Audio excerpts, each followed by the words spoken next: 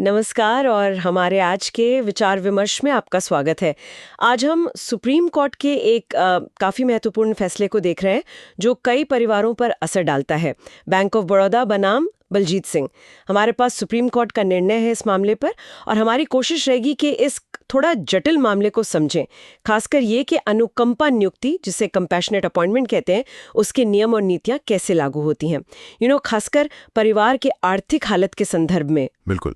और ये मामला बहुत साफ तौर पे दिखाता है कि कैसे ये जो अनुकंपा नियुक्ति है, जो कि देखिए सरकारी या बैंक नौकरियों में भर्ती का एक सामान्य तरीका नहीं है, एक अपवाद है। हाँ, अपवाद है। वो कैसे कुछ खास योजनाएं और उनकी शर्तों पर टिकी होती है, और ये शर्तें काफी सख्त हो सकती हैं, खासकर जब पैसे की बात आती है, परिवार की वित्तीय स्थिति की। तो हम देखेंगे कि कोर्ट ने इन्हें कैसे देखा, कैसे इनकी व्याख्या की।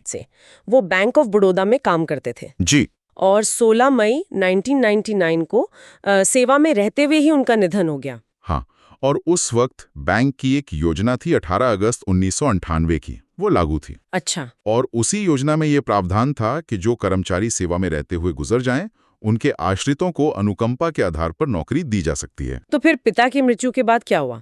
उसके कुछ महीने बाद, मतलब 21 फरवरी 2000 को बलजीत सिंह की मां ने आवेदन दिया अपने बेटे के लिए। किस पद के लिए? चपरासी यानी प्योन के पद के लिए। ये 1998 की योजना के तहत ही था।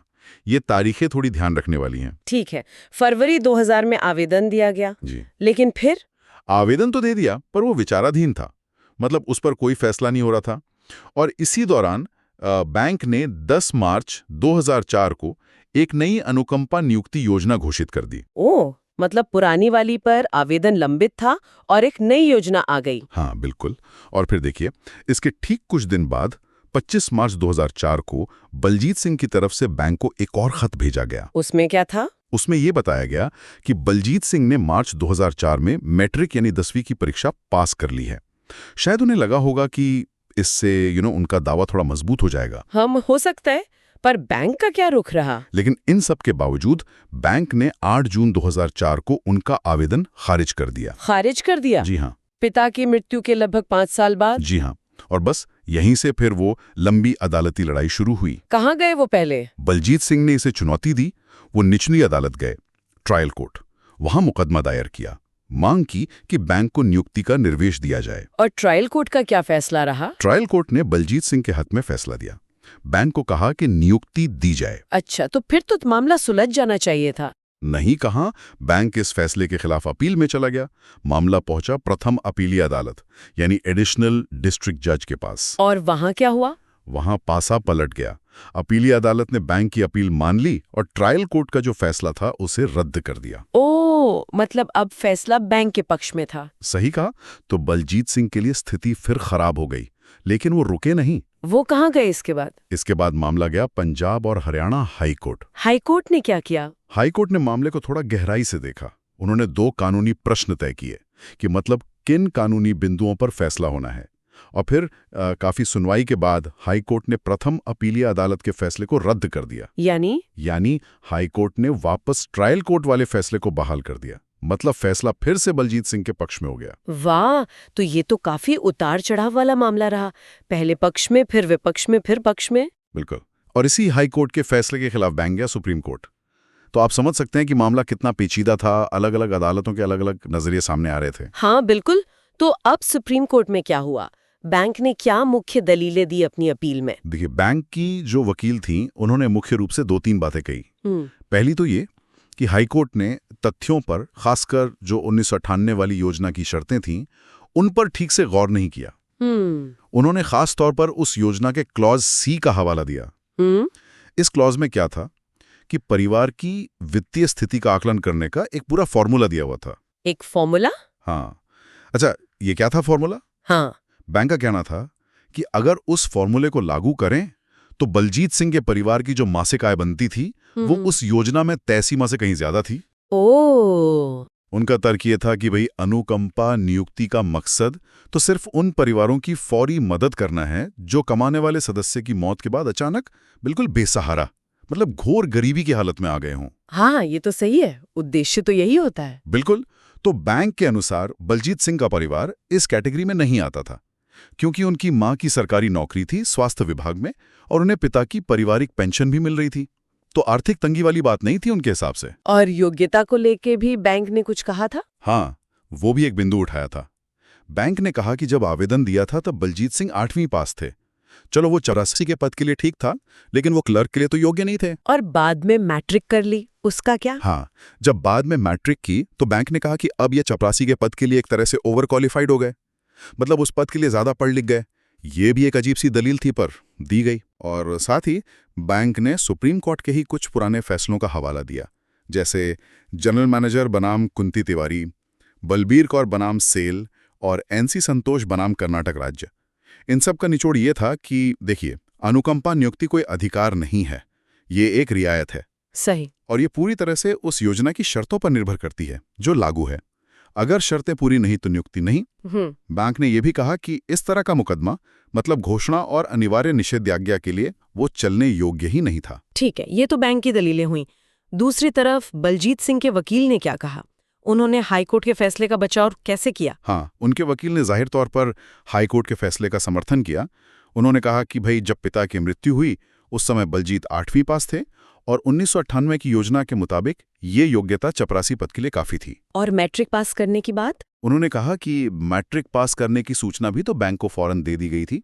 और मुख्य बात उन्होंने ये कही कि बैंक ने आवेदन पर फैसला लेने में बहुत ज्यादा देरी की, सालों लगा दिए, और फिर बिना कोई ठोस कारण बताए उसे खारिज कर दिया। इससे उनके मुवक्किल के साथ अन्याय हुआ है, प्रेजुडिस हुआ है। देरी वाली बात तो है, 5 साल लग गए थे खारिज करने में। जी। और एक और दिलचस्प बात वकील ने कही। उन्होंने कहा कि जो आवेदन फॉर्म था वो बैंक के कर्मचारियों ने ही भरा था और शायद उसमें कुछ जानकारियां सही ढंग से नहीं भरी गई थी। मतलब एक तरह से बैंक की भी गलती हो सकती है। अच्छा, तो ये थे दोनों पक्षों के तर्क। अब आते हैं सबसे अहम हिस्से पर। सुप्रीम कोर्ट ने इन सब दलीलों को कैसे देखा? क्या विश्लेषण किया कोर्ट ने? किस सिद्धांत को आधार बनाया? देखिए, सुप्रीम कोर्ट ने सबसे पहले उस बुनियादी सिद्धांत को फिर से स्थापित किया जिस पर बैंक भी जोर दे रहा था। वो ये कि अनुकंपा नियुक्ति कोई निहित अधिकार यानी वेस्टेड राइट नहीं है। निहित अधिकार मतलब ये कोई ऐसा हक नहीं है जो किसी को अपने आप मिल जाए या जिस पर वो दावा ठोक सके कि ये तो मुझे मिलना ही चाहिए। ये भर्ती का सामान्य नियम नहीं है, ये उसका एक अपवाद है, एक कंसेशन है, रियायत है। ठीक है। कोर्ट ने बहुत साफ कहा कि ये रियायत सिर्फ और सिर्फ उन परिवारों के लिए है जो कमाने वाले सदस्य की अचानक मौत से वाकई घोर गरीबी माने पेन्यूरी की हालत में आ गए हों, जिन्हें तुरंत तत्काल आर्थिक सहारे की जरूरत हो। ये नौकरी पाने का कोई पिछला दरवाजा नहीं समझा जाना चाहिए। बिल्कुल। और कोर्ट ने यह भी साफ किया कि उम्मीदवार को उस समय जो भी योजना लागू है उसकी सभी शर्तों को पूरा करना अनिवार्य है। ये नहीं कि एक शर्त पूरी हो गई और दूसरी नहीं, सब पूरी करनी होंगी। इसके लिए कोर्ट ने अपने ही पुराने फैसलों का जिक्र किया, जैसे एनसी संतोष का मामला और हिमाचल प्रदेश राज्य बनाम शशि कुमार का मामला। ठीक है, ये सिद्धांत तो स्पष्ट हो गया। अब उन 2 सवालों पर आते हैं जो हाईकोर्ट ने तय किए थे। पहला सवाल था कि कौन सी योजना लागू होगी, 1998 वाली या 2004 वाली? हाँ, इस पर सुप्रीम कोर्ट ने माना कि योजना तो 1998 वाली ही लागू होगी। क्यों? क्योंकि वही योजना पिता की मृत्यु के समय प्रभाव में थी। इस मामले में हाईकोर्ट का मानना सही था।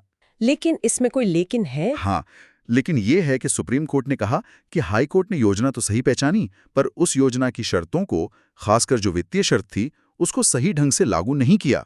इंटरप्रिटेशन में गलती हुई। अच्छा। और दूसरा सवाल क्या था? पारिवारिक पेंशन वाला। कि क्या पेंशन मिलने के आधार पर नियुक्ति से इनकार किया जा सकता है? जी, यही दूसरा सवाल था।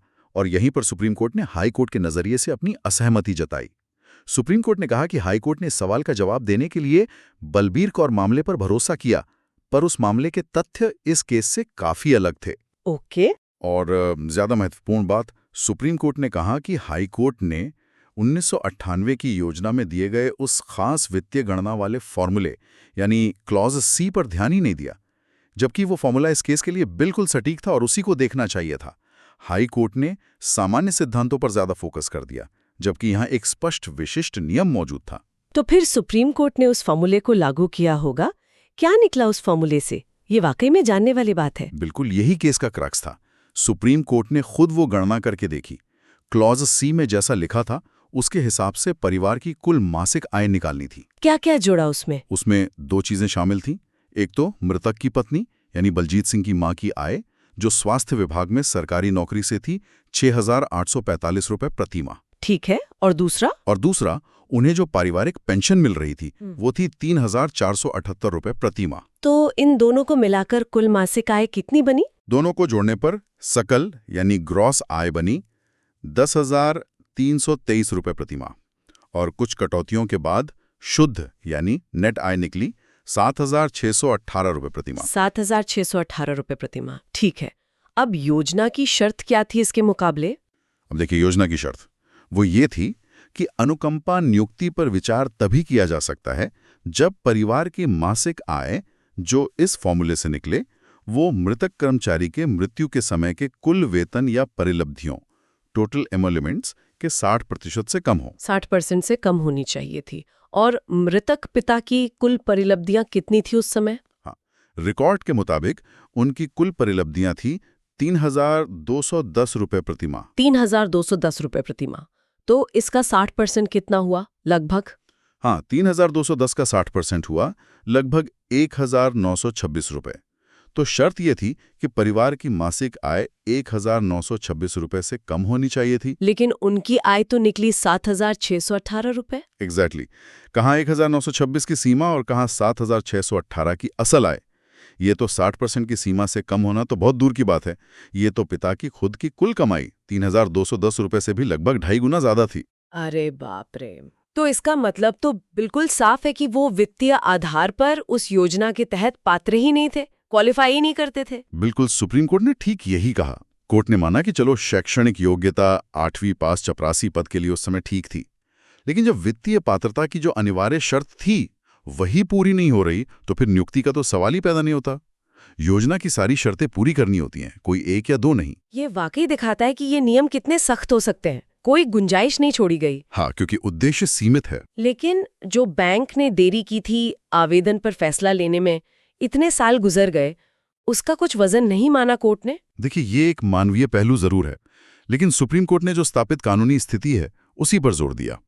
कोर्ट ने फिर से कुछ पुराने मामलों का हवाला दिया, जैसे हिमाचल प्रदेश राज्य बनाम प्रकाश चंद और इंडियन बैंक बनाम प्रोमिला। उनमें क्या कहा गया था? उनमें यही कहा गया था कि अदालतें सहानुभूति के आधार पर या ये देखकर कि नीति में शायद कुछ कमी है या देरी हुई है, इन सब बातों के आधार पर भी योजना की शर्तों के बाहर जाकर या उन्हें बदलकर नियुक्ति का निर्देश नहीं दे सकते। अच्छा। अदालतों का काम नीति की व्याख्या करना है, उसे दोबारा लिखना नहीं। सुप्रीम कोर्ट ने कहा कि हाई कोर्ट ने इस महत्वपूर्ण कानूनी सीमा का ध्यान नहीं रखा था जब उन्होंने नियुक्ति का आदेश दिया। समझ गए। तो फिर अंतिम फैसला क्या हुआ सुप्रीम कोर्ट का? अंत में सुप्रीम कोर्ट ने बैंक ऑफ बड़ौदा की जो अपील थी उसे स्वीकार कर लिया।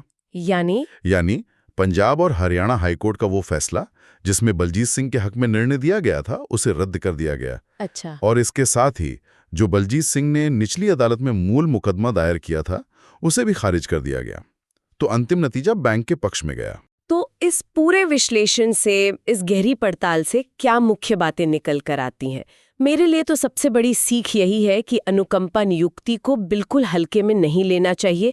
ये कोई गारंटीड अधिकार नहीं है। सही कहा। ये पूरी तरह से उस स्कीम की शर्तों पर निर्भर करता है जो उस समय लागू थी, और उन शर्तों में खासकर आर्थिक स्थिति वाली शर्त वो अक्सर निर्णायक होती है। आपने बिल्कुल सही निचोड़ निकाला है। यही इस मामले का सार है। नियम और खासकर पैसे से जुड़े नियम बहुत सख्ती से लागू होते हैं। क्यों?